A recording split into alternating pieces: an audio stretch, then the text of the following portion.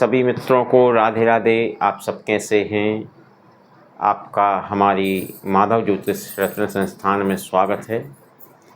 आइए आज हम आपके लिए सितंबर माह कैसा रहेगा, कर्क राशि के जातकों के विषय में चर्चा करेंगे।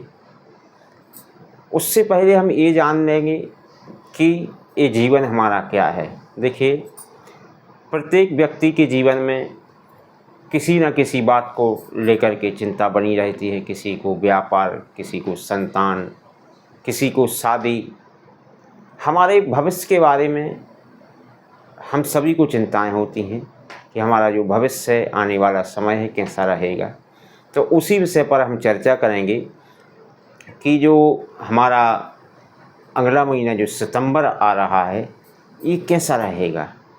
क्योंकि सितंबर माह में कर्क राशि के जातकों के विषय में जब हम चर्चा करेंगे तो वो जो कर्क राशि आपकी होगी गोचर के अनुसार होगी। गोचर मतलब वर्तमान समय। दूसरी बात, जो आपकी राशि है कर्क, वो जन्म से संबंधित है। जो आपका डेट ऑफ बर्थ होगा वही आपकी राशि मान्य होगी। यदि आपको डेट ऑफ बर्थ पता नहीं है तो फिर आप वर्तमान नाम से भी आप अपनी जन्मपत्री पर विचार कर सकते हैं। सबसे पहले हम आपके गोचर में देखेंगे कि जैसे प्रथम सूर्य, द्वितीय गुरु। देखिए, सूर्य ग्रहों का राजा होता है और प्रथम सूर्य, द्वितीय गुरु, प्रथम भाव का राजा सूर्य माना जाता है, जो आपके गोचर में द्वितीय भाव में बैठा हुआ है, धन भाव में।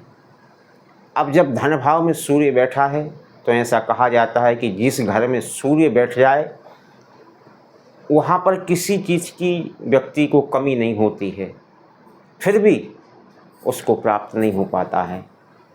तो उसका कुछ ना कुछ कारण होगा। वही हम गोचर के विषय में चर्चा करेंगे कि आपका जो धन भाव है वहाँ पर ग्रहों के राजा सूर्य बैठे हुए हैं, साथ में बुध भी बैठे हैं, फिर भी एक बुधादित्य योग भी बन जाता है, फिर भी हमारा कैरियर, हमारे धन से संबंधित या व्यापार से संबंधित काम क्यों नहीं हो रहे हैं। तो उसका सीधा सा कारण ये है कि वर्तमान में जो आपका गोचर में सूर्य बुध तो बैठे हैं, लेकिन वर्तमान में एक ग्रह और विराजमान है, केतु। केतु के बैठने से ग्रहण योग लग जाता है, और जिस व्यक्ति के जीवन में जब ग्रहण लग जाता है तो कुछ कर नहीं सकता है, शांत हो जाता है। ऐसे ही ग्रहों की स्थिति है कि आपके यहाँ पर सूर्य और बुध काम नहीं कर पा रहे हैं। लेकिन अच्छी बात यह है कि सितंबर महीने में 16 तारीख को सूर्यदेव अपनी राशि परिवर्तन करेंगे, और जब परिवर्तन करेंगे तो वो पहुँच जाएंगे अगली राशि में, यानी कन्या राशि में। और जब कन्या राशि जो तृतीय भाव है आपका, वहाँ पर उसको हम कहते हैं पराक्रम। क्योंकि देखिए, जीवन में यदि हमारा पराक्रम नहीं है, हमारे भाई बंधुओं से संबंध अच्छे नहीं हैं, हमारे परिवार से संबंध अच्छे नहीं हैं, हमारे इस दुनिया में किसी से संबंध अच्छे नहीं हैं, तो हम पर कुछ कर नहीं सकते हैं। इसलिए सितंबर माह में आपके साथ बहुत कुछ अच्छा हो सकता है यदि प्रभु की कृपा रही। हम लोग तो केवल एक अनुभव कर सकते हैं कुंडली के माध्यम से। तो तृतीय भाव में जैसे ही यहाँ पर सूर्य आ जाएगा, और एक ग्रह नहीं, सूर्य, बुध, मंगल, शुक्र, बहुत से ग्रह सितंबर माह में राशि परिवर्तन करेंगे। और जब राशि परिवर्तन करेंगे तो निश्चित है कि जब आपके तृतीय भाव में सूर्य देव आ जाएंगे, बुध आ जाएंगे, बुध आदित्य योग बन जाएगा, तो निश्चित है कि आपका पराक्रम और तेज हो जाएगा। और अब जब जीवन रूपी पराक्रम व्यक्ति का आगे बढ़ जाता है तो उसको चाहे व्यापार हो। देखिए, यहाँ पर एक और बात है कि यहाँ पर बहुत सी चीज़ें छुपी हैं। सूर्य जो होता है हमारे को तेज देता है, और जब हमारे शरीर में तेज होगा तो हम जीवन में कुछ भी कार्य कर सकते हैं। यहाँ पर साथ में बुध बैठा है।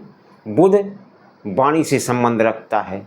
अब आप व्यापार करेंगे तब भी आपको वाणी की ज़रूरत होगी, आप पढ़ाई करेंगे तब भी आपको वाणी की ज़रूरत होगी। बिना वाणी के आप कुछ भी नहीं कर सकते हैं। और जब आपका राजा, ग्रहों का राजा आपके साथ रहेगा और आपकी वाणी यानी आपका भाग्य, आपका जीवन जब साथ देगा तो निश्चित है कि आप जीवन में बहुत कुछ प्राप्त कर सकते हैं। अब आगे चलते हैं हम।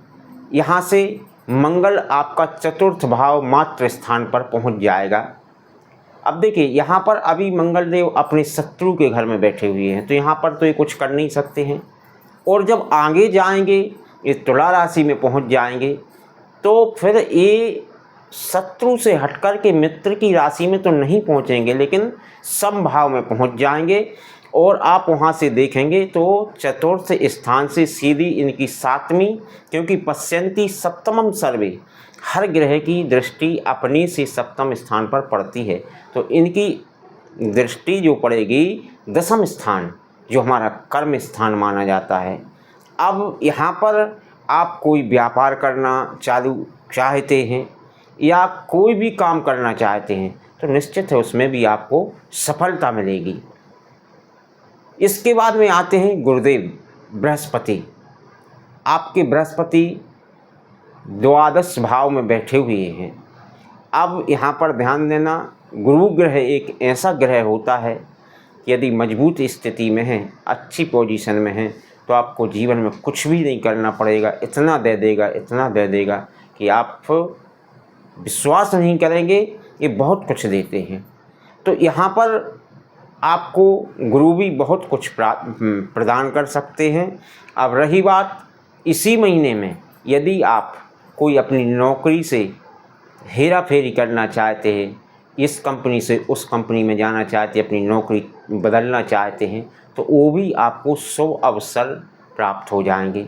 शनिदेव आपके नवम स्थान पर बैठे हैं, जो गुरु के स्थान पर बैठे हैं, और यहाँ पर शनि बैठे हुए हैं, तो सितंबर माह में आपको शनि भी अच्छा फल देने वाले हैं।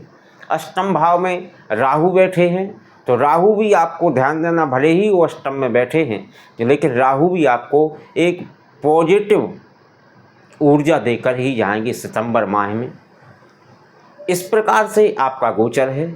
आज के लिए इतना ही। अब हम आपसे अगली वीडियो में मिलेंगे। यदि हमारा वीडियो आपको अच्छा लगे तो इसे लाइक करना, अपने दोस्तों को, अपने मित्रों को शेयर करना और बेल आइकन का बटन दबाना ना भूलें। सभी मित्रों को राधे राधे, जय श्री राम।